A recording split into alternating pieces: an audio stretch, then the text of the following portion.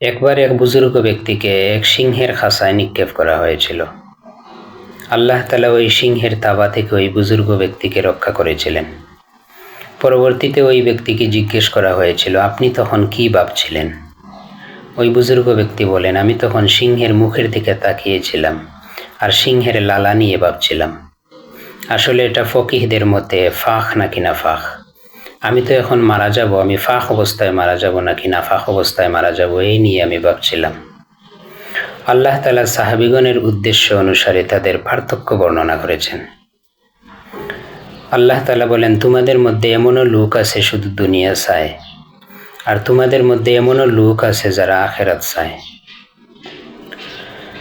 মিনকুম মান ইউরিদুদ দুনিয়া ওয়া মিনকুম মান ইউরিদুল আখিরাহ